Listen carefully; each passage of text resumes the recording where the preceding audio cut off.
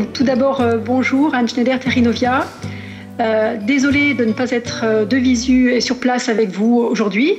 Donc je vais quand même vous partager par visio quelques éléments de réflexion sur les légumineuses à graines dans les systèmes de culture. Est-ce que d'une part, vous m'entendez suffisamment? Je n'ai pas beaucoup de voix en plus. C'est bon pour le son? D'accord. Et ensuite, donc, la question est de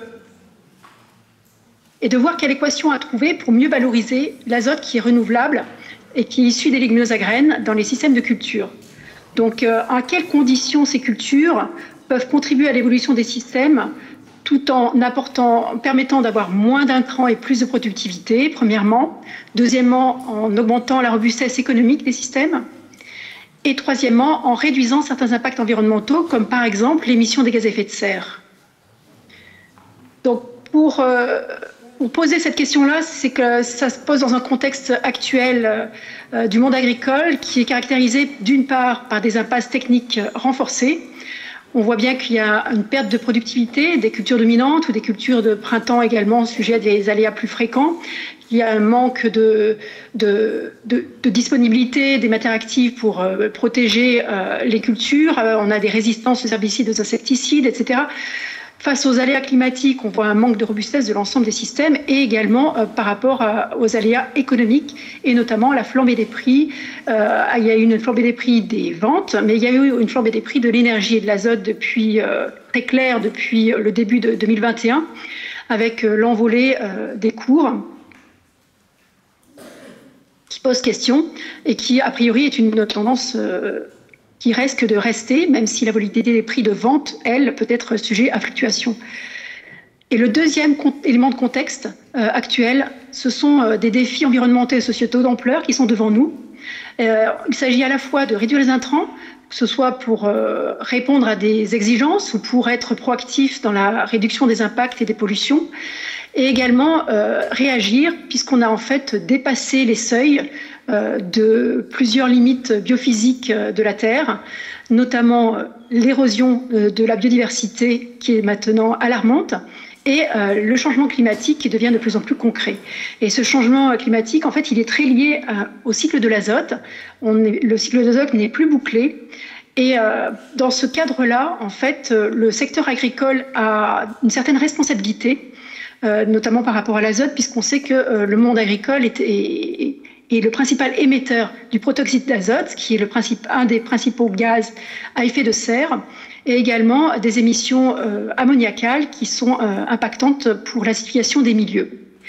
Donc on a une responsabilité dans le monde agricole, mais également une marge d'action, puisque ce sont aussi avec des moyens d'action disponibles pour la production agricole, notamment l'azote.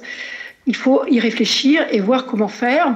Et lorsqu'on regarde le contexte actuel, en fait, sur un zoom sur les surfaces de grandes cultures, dans le cadre d'un projet Lake Value que nous avions porté à Terrinovia, on avait eu l'occasion de caractériser par une typologie des successions de cultures présentes en France, caractériser en fait la fréquence de ces systèmes majoritaires dans les différentes régions administratives ici. Et vous voyez qu'en fait, les différents systèmes de culture présents, le petite part de camembert en bleu représente en fait la part des systèmes de culture qui inclut aussi des légumineuses à graines. Donc là, on parle du pois, soja, févrole, du pain, lentilles, pois chiches, etc. Et donc, on voit que cette petite part en bleu est très petite dans tous les camemberts sur les différentes régions. Au global, en fait, on est à une fréquence de présence de ces systèmes avec légumineuses à graines qui est inférieure à 7% à l'échelle France. Et lorsqu'on fait le lien entre ces successions de cultures dominantes et les pratiques associées par rapport à des pratiques déclarées et donc réelles des agriculteurs, enfin en tout cas des pratiques déclarées dans les dernières années, on peut arriver à estimer en fait les performances de ces différents systèmes de culture représentés ici en moyenne d'une région.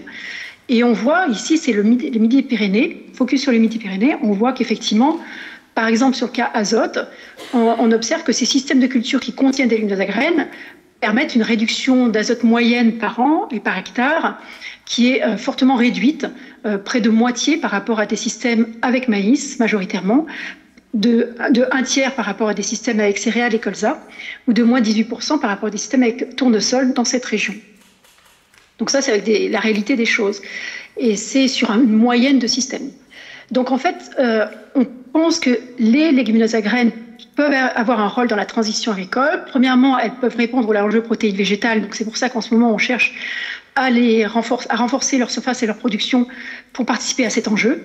Mais également, elles peuvent participer à la diversification des systèmes de grande culture pour à la fois avoir moins d'intrants et également moins d'impact sur la biodiversité, et notamment en réduisant les apports azotés exogènes grâce à la mobilisation de ce processus naturel de la fixation symbiotique, la caractéristique première des légumineuses et la seule dans le monde végétal. Et donc c'est une participation à l'enjeu climat.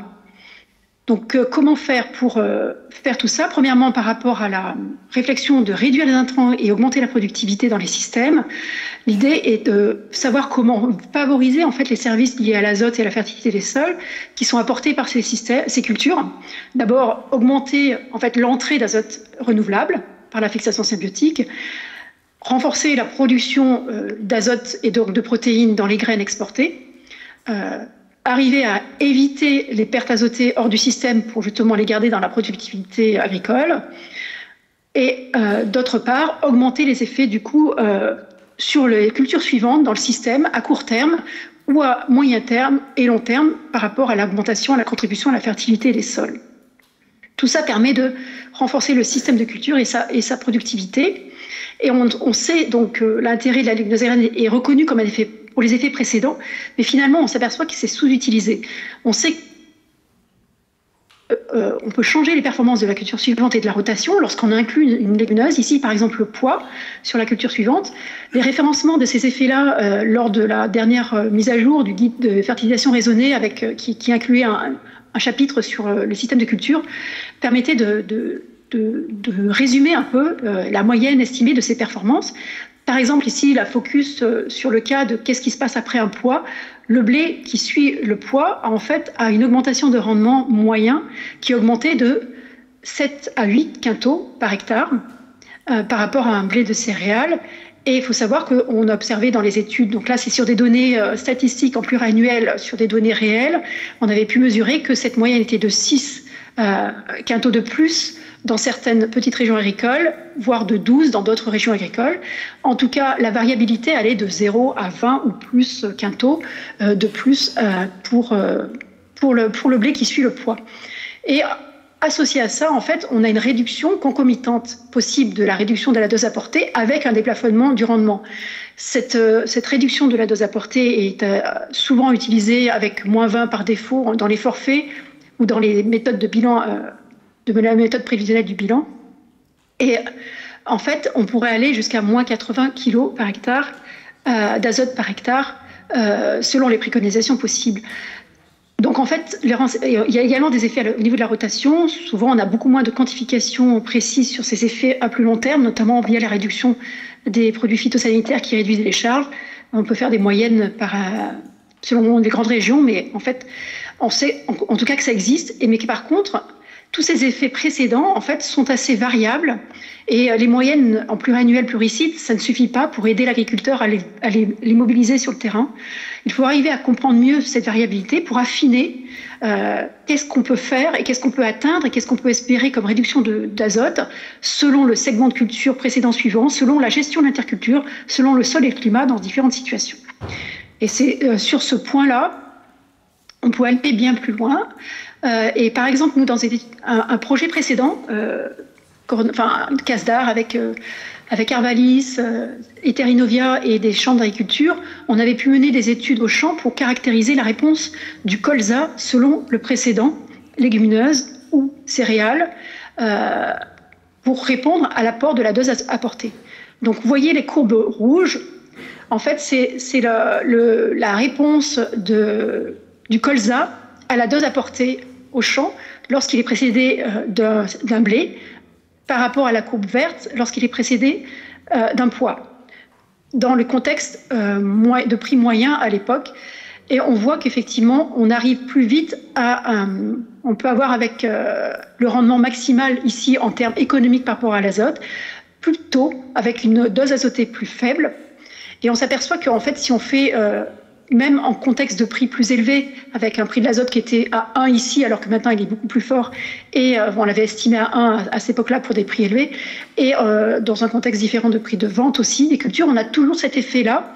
Donc en fait, le fait qu'il y ait un précédent poids au colza facilite la prise de décision pour réduire la dose sur le colza de façon sans être en risque de sous-estimation du potentiel.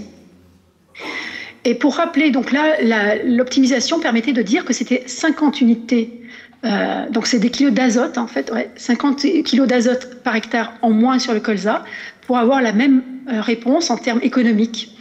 Et pour rappeler qu'en fait, par comparaison, puisqu'on va parler des couverts après, en comparaison, on parle de moins 30 unités lorsqu'on parle de l'association du colza avec des légumineuses gélives. On parle également de moins 30 unités ou 20 unités, selon le cas, des mélanges avec légumineuses en interculture. Donc là, on a fait encore plus fort. Et sur le cas du blé, on a fait des études à la fois pour voir ce qui se passait sur le blé, sur le colza à Terrinovia. Ici, je vous présente la réflexion qu'on avait donc par rapport au blé selon son précédent. On avait des expérimentations au champ de 2015 à 2019 pour tester, selon 4 situations, 2 sites et 2 séries climatiques, ce qui se passait entre les différentes précédents possibles du blé et les performances du blé. En moyenne, on a testé donc sur le cas où on mettait pas du tout d'azote sur le blé pour extrémiser en fait l'effet précédent, et sur le cas où on mettait une dose sous-optimale, on n'a pas pu aller jusqu'à la dose X, hélas, parce qu'on aurait pu voir que c'était peut-être pas très loin en termes de rendement. Mais dans tous les cas, on voit qu'il y a du coup, effectivement, selon le précédent, ici, blé, mélange pois-blé, colza ou légumineuses à graines, il y avait 5 légumineuses qui étaient testées, on voit toujours une augmentation significative plus élevée avec les précédents légumineuses par rapport au blé, et avec donc là une augmentation du rendement qui est plus important encore, ce que je vous disais en moyenne. On est à 26 quintaux de plus, même en dose sous-optimale. Et en fait, on aimerait aller jusqu'à la dose X, qui était peut-être avec une dose beaucoup plus, pas si loin, en fait, que la dose N1, dépendante des situations, mais réduite. Toujours est-il que cette variation en fait de la performance du blé, on a essayé de l'étudier et de voir comment on pouvait mieux expliquer dans le cas, puisque vous voyez que les petits points là qui sont dispersés, on les voit peut-être pas bien, mais en bleu ou en orange selon les situations climatiques ou pédoclimatiques, sont très variables. Et cette variabilité des effets précédents, on n'arrive là pour le moment pas encore à voir, mais on voit bien que c'est pas que l'azote disponible dans les résidus de culture ou dans le sol qui est en jeu, ça n'explique que 30 à 40% de la variabilité de cet effet précédent. Donc, il y a d'autres choses également en jeu au niveau du choix des espèces ou du choix de la gestion d'interculture, etc. Toujours est-il que cet effet précédent et ces possibilités de réduire les intrants permettent d'augmenter en fait la robustesse des cultures suivantes et notamment leur performance économique. Et en fait, dans le contexte de l'augmentation des prix actuels, finalement, cet effet précédent est encore renforcé dans son intérêt économique. Vous avez là une simulation que mon collègue économiste, qui n'est pas là aujourd'hui, avait faite en comparant en fait l'écart de marge pour un blé selon qu'il est précédé d'une céréale ou d'un pois. Et là, on a la projection de l'écart de marge dû à cette différence entre les précédents dans un contexte de les récoltes 2021 qui était estimé à une augmentation de cette marge du blé de 166 euros. Et finalement, si on se projette en contexte récolte 2023 avec des prix de vente des cultures plus élevés pour le blé et également des coûts d'azote plus élevés à l'unité azotée, on voit qu'en fait cet intérêt est presque doublé dans l'augmentation de la marge du blé. Donc c'est à ne pas négliger par rapport à l'intérêt sur les cultures dominantes. Par contre, cet intérêt économique du pois ne se révèle pas lorsqu'on regarde la marge de la culture elle-même. Et effectivement, c'est comme ça que raisonne l'agriculteur ou le conseil agricole. Il regarde le contexte de l'année, les marges possibles des différentes cultures. Et on voit ici, par exemple, sur des données sources CER France, sur des sols intermédiaires ou superficiels, Terrinovia a estimé que du coup, on avait en moyenne une marge du pois dans ce contexte-là à 660 euros par hectare pour la marge brute avec aide, alors que dans les autres cultures, colza 850, blé 800 ou orge 690, on est toujours au-dessus. Donc ça ne donne pas d'intérêt visible sur le poids, alors qu'on l'a sur la suite. Et en plus, on sait que on a remarqué dans cette étude que finalement la marge du poids est moins variable dans le temps par rapport à la marge du blé, certainement parce qu'il y a en fait des charges qui sont moins variables dans le temps. Et des performances, du coup, elles ne se voient pas à l'échelle annuelle. Mais par contre, du coup, c'est simplement à l'échelle du système qu'on peut vraiment se rendre compte de l'intérêt de cultiver du pois. Et c'est pour ça que souvent, il y a un frein majeur à l'inclusion de cette culture, parce qu'elle n'est a priori pas intéressante économiquement. Elle dit c'est pas rentable. En fait, c'est pas tout à fait vrai. Il faut vraiment réfléchir à l'échelle système. Et donc là, la symbolique, l'estimation de la marge brute d'un système optimisé dans le cas d'un colza blé orge est avec une moyenne annuelle en pluriannuel de 756 dans ce contexte ici Bourgogne, peut passer à 802, c'est-à-dire qu'on a 46 € par hectare par an en plus, en fait, en moyenne pluriannuelle, lorsqu'on a inclus le poids. Mais cet effet-là, on ne le voit pas, et finalement, on a commencé à se dire, et finalement, si on ramenait l'intérêt que présente le poids sur le reste du système à la valeur même du poids, on aurait en fait une valeur du poids qui serait supérieure à sa marge connue de plus 35 à 45%, ce qui n'est pas négligeable. Donc finalement, c'est peut-être une façon de faire pour essayer aussi de voir comment revisiter l'intérêt économique à cultiver du pois. En tout cas, dans l'étude, dans le fait de vouloir voir comment ça se passe au niveau des différentes régions, on a été plus loin pour calculer l'intérêt en multicritères d'insérer du pois dans un système de culture donné dans une région donnée, à l'occasion d'un projet dans la zone nord-est.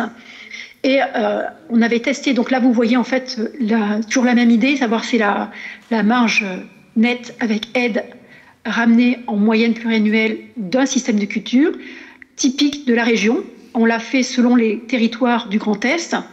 Là par exemple en Champagne-Crieuse, la barre grise reflète cette marge colza blé, betterave, orge blé, et la colonne, la barre verte, représente cette marge avec le poids divers qui a été inclus dans ce système type et représentatif de ce contexte territorial. Et on voit qu'on a une augmentation de 8% de la marge. On a reproduit tout ça en fait sur plusieurs systèmes et plusieurs cas, avec des inclusions d'espèces différentes selon les contextes et les dires d'experts. Et le tout nous montre que effectivement, on a finalement un contexte.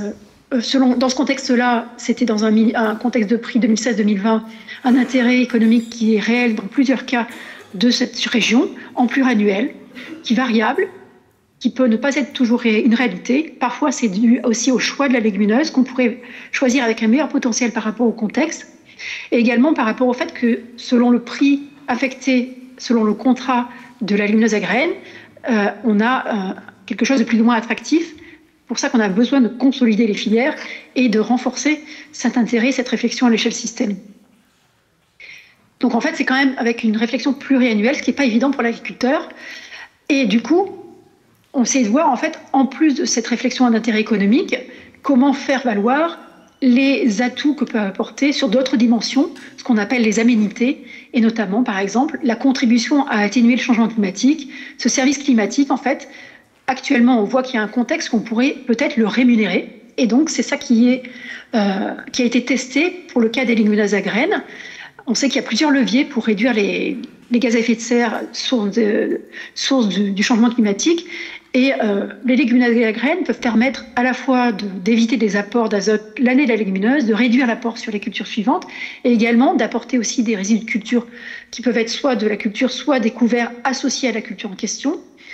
Et on a voulu, donc Terrinovia s'est chargé de creuser un petit peu la quantification exacte, puisqu'en fait les outils multicritères n'étaient pas obligatoirement avec des données, avec des méthodes très à jour, et finalement le contexte du cadre du label bas carbone grande culture notamment, enfin en tout cas le cadre du label bas carbone a permis de dire que le marché volontaire était peut-être une façon de rémunérer ces atouts-là, et à remettre à jour la façon de quantifier des réductions d'émissions de gaz à effet de serre dans le monde agricole et notamment dans les grandes cultures avec la méthode label bas carbone grande culture. On l'avait un peu évoqué l'année dernière dans le cadre de ces rencontres. Je ne sais pas si vous y étiez, mais on avait présenté un peu en détail. Là, je résume juste ce point-là, toujours sur le cas de notre région Grand Est, ici sur une situation colza, blé, blé, orge, où on ferait un projet de rajouter du pois de printemps entre les deux blés, ce qu'on a déjà testé en multicritères et donc en économie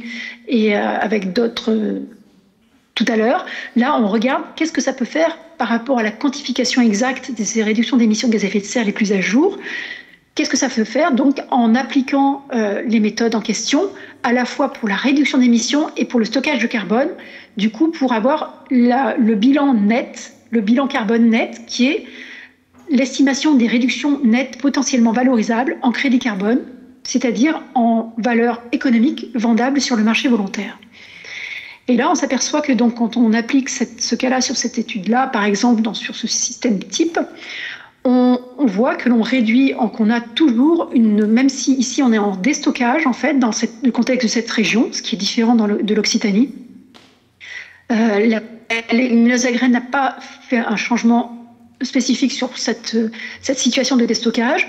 Elle a surtout permis de réduire les émissions de gaz à effet de serre, et donc on a une réduction d'émissions positive, c'est-à-dire qu'on a vraiment une réduction d'émissions entre le système avec légumineuse par rapport au système sans légumineuse. Si on a fait évoluer son système de culture, on peut prétendre à vendre 0,4 tonnes CO2 équivalent, c'est-à-dire évité par hectare et par an, par ce genre de projet d'évolution du système. Donc là, ce sont bien des réductions certaines. Et lorsqu'on a appliqué sur tous nos cas types de notre région, on voit toujours qu'on est toujours dans des situations différentes en termes de réduction d'émissions, mais elles sont toujours positives. Et c'est le 0,39 que je vous ai présenté, c'est cette barre verte, parce que là, on avait inclus que la légumineuse à graines. Parfois, l'évolution du système fait qu'on ajoute aussi d'autres cultures, donc ici le blé, ce qui dilue un peu l'effet de l'insertion de la légumineuse. Donc, on a dans tous les cas des augmentations significatives de surface des légumineuses à graines, soit plus 15%, soit plus 20%. Et on a toujours une réduction des émissions obtenues en bilan net.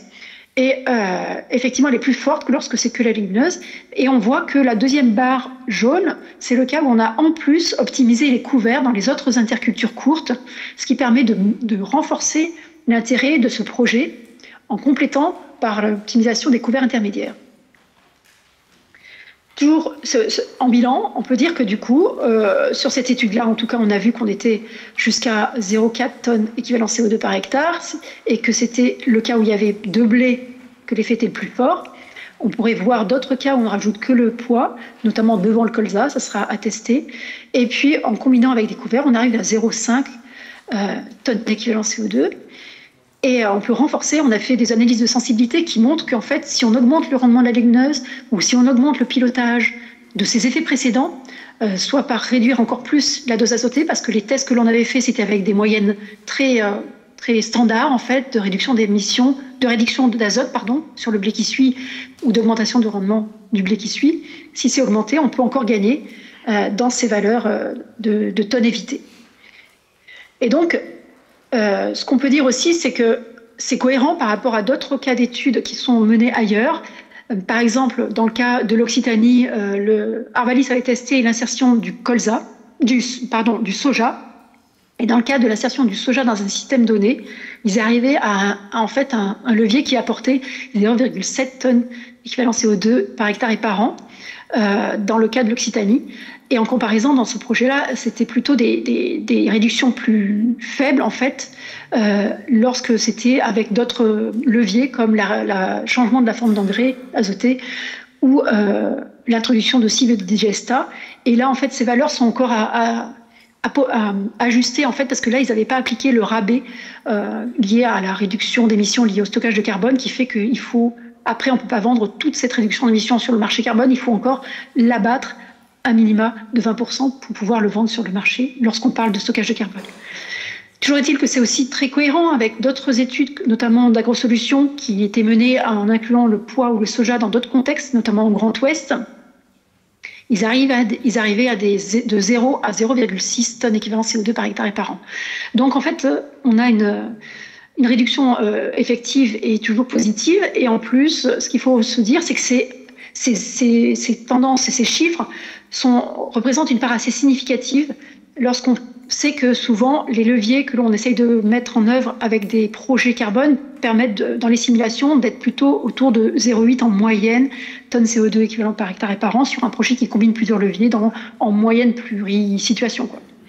Donc ce n'est pas négligeable et ça pourrait, si on vend ces crédits carbone, alors sur le cas du Grand Est ici, on voit que la barre verte, qui est la même marge que ce dont je vous ai parlé tout à l'heure, la marge des systèmes étudiés, est encore renforcée lorsqu'on vend aussi ce crédit carbone sur le marché. Et ici, on était avec une valeur plancher de 30 €, sachant que c'est plutôt un marché un peu à tendance exponentielle, même si ça a des difficultés à prendre vraiment pour le moment et qu'il faut encore dynamiser ce marché volontaire.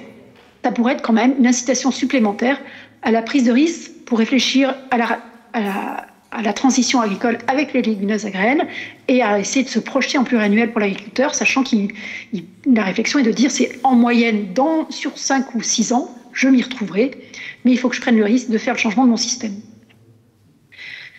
Voilà ce que j'avais à vous dire. Alors j'ai juste là mis une diapo pour expliquer que je vous ai beaucoup parlé d'autres régions que l'Occitanie et en fait on est en train de se pencher actuellement sur les études du coup plus précises sur le calcul des réductions d'émissions et des études multicritères sur des systèmes plus représentatifs de l'Occitanie. On a commencé du coup à caractériser en fait des fermes types, hein, notamment dans le cadre d'un projet Cap Agronomie à l'occasion du projet Cap Protéines.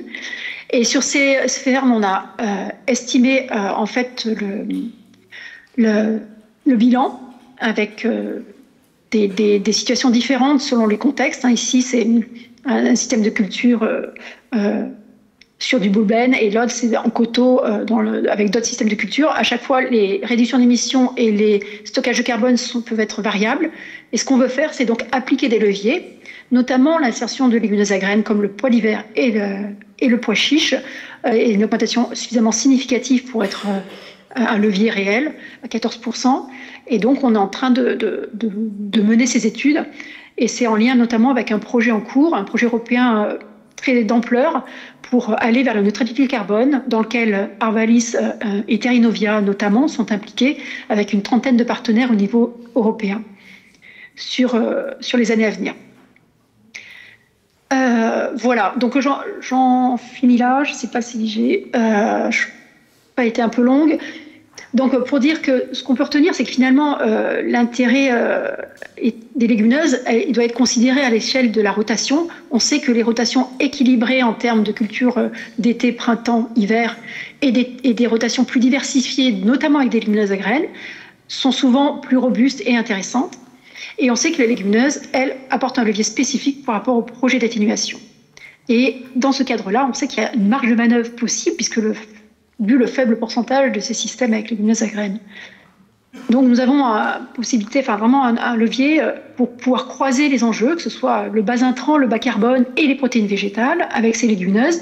Mais le problème, c'est d'arriver à savoir comment renforcer l'intérêt économique en finançant, si possible, des services rendus à la société, que ce soit pour le climat ou pour la biodiversité, que peuvent apporter ces cultures.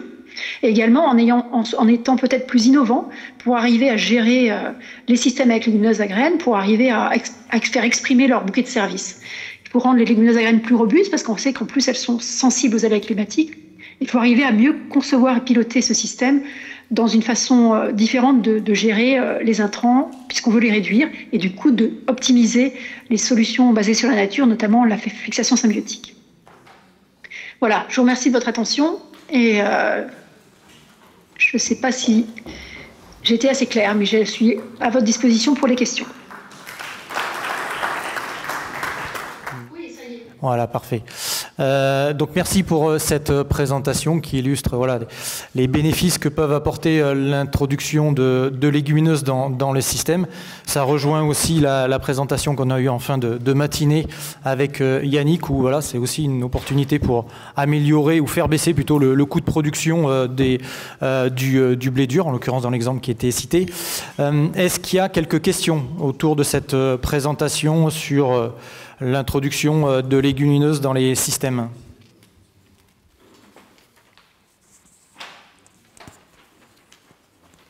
Pas de questions. J'en avais une, Anne, me concernant. Donc tu nous as, comme tu l'as dit, tu as présenté pas mal de résultats qui viennent de moitié nord de la France. Est-ce que dans les références acquises, plutôt, voilà, même le quart nord-est de la France, est-ce que ces références sont, j'allais dire, facilement extrapolables dans les autres régions, et on va dire en Occitanie, qui nous concerne plus directement, ou est-ce que ça nécessiterait vraiment un travail d'acquisition de références plus régionales pour pouvoir être plus en phase avec la réalité? Oui, bien sûr, en fait, les contextes sont assez différents. Vous voyez, dans les camemberts historiques, enfin, dans les camemberts qui présentaient la diversité des systèmes, on voit que là, il y a effectivement plus de tournesol, notamment, qui est déjà une culture bas intrant. Il y a beaucoup moins de culture industrielle, etc. Donc, effectivement, il faut revoir et réestimer plus précisément et mettre à jour aussi par rapport au contexte plus récent ces données-là. Et donc, on va mener des études dans ce cadre-là, à la fois pour les évaluations économiques des systèmes de culture avec ou sans des légumineuses, mais aussi peut-être une diversité de leviers pour l'atténuation du changement climatique, notamment à l'occasion de ce projet européen Clean and Farm que j'ai évoqué. Et effectivement, c'est nécessaire de les réajuster, et également par rapport au stockage de carbone et à la réduction des émissions de gaz à effet de serre. Il faut voir que le contexte pédoclimatique est différent ici en Occitanie. On avait fait des tests sur des cas réels d'agriculteurs avec Agrodoc, sur des données qui comprenaient des leviers mixant à la fois la mobilisation plus importante des cives, l'inclusion de la févrole, l'inclusion de matières organiques différentes. Et on voyait qu'effectivement, avec des stocks de carbone initiaux qui sont souvent plus bas, la facilité à stocker du carbone était plus fortement mobilisée. Et donc, on avait des augmentations plus significatives des réductions d'émissions en bilan net. Et la dynamique aussi avec les légumineuses est à préciser, puisqu'on sait que le cycle stockage de carbone et apport d'azote nécessaire quand même pour les bactéries qui vont participer au stockage de carbone est important. Je pense qu'il faut vraiment focaliser sur des références plus précises sur la région et plus à jour, pour avoir à la fois les évaluations multicritères économiques et environnementales, et notamment gaz à effet de serre, dans des situations spécifiques. Et donc, il y a le contexte, il y a eu un territoire d'études dans ce projet Clean and Farm qui est spécifiquement sud-ouest, Occitanie, et qui est coordonné par Arvalis avec l'aide de Terrinovia autour de la plateforme CIPRE-Lauragais, qui va permettre d'avancer aussi sur ces sujets-là. Ok, merci. J'ai une question. Oui, c'est une demande de précision. Vous nous avez évoqué donc les légumineuses à graines dans les systèmes de culture, donc en mettant une culture à part entière. Mais est-ce qu'il y a des études un peu similaires par rapport aux associations, donc céréales légumineuses notamment?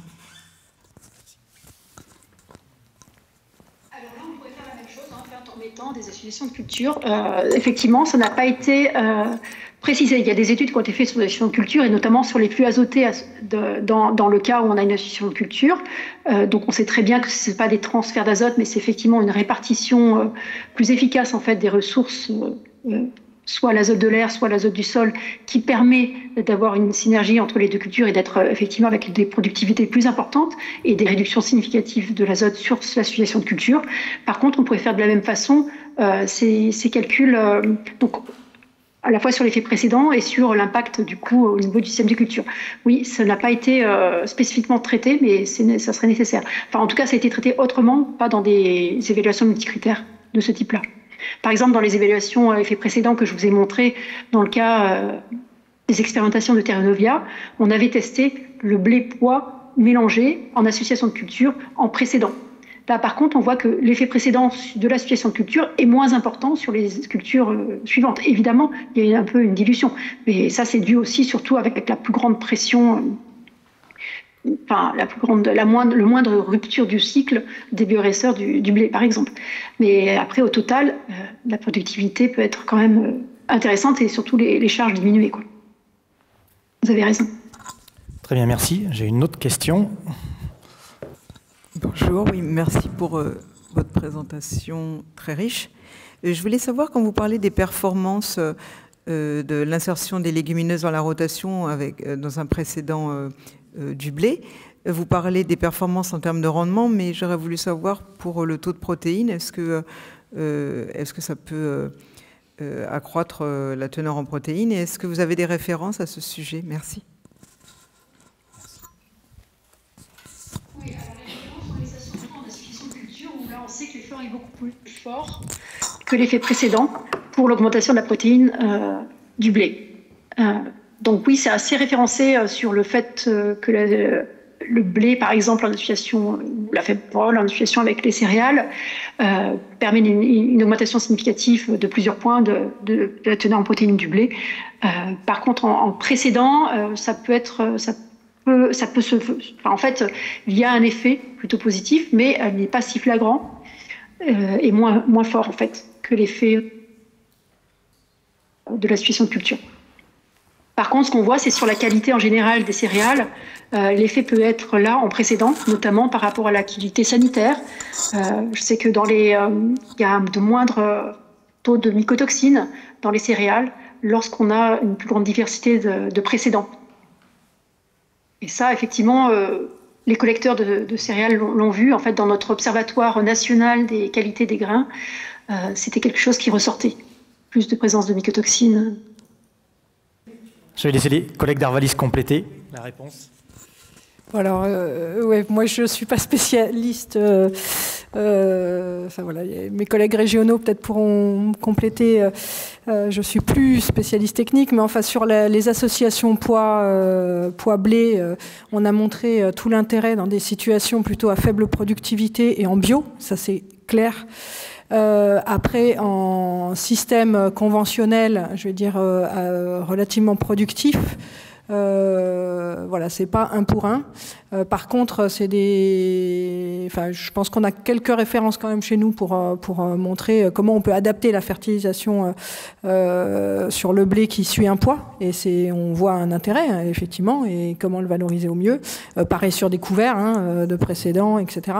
Enfin, d'interculture. Sur la qualité sanitaire, bon, on a identifié, on a des outils assez simples d'utilisation. On a identifié des précédents qui sont plus favorables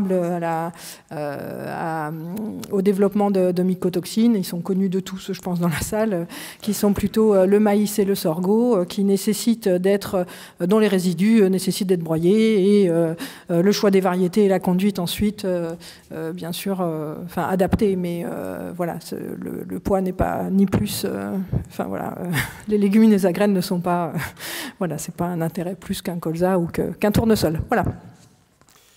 Merci pour ce complément. Donc, je vous propose de passer à la séquence suivante. Merci du coup, Anne, pour ton intervention. La technique a été à peu près au point, donc ça a été bien déjà. Merci, Anne.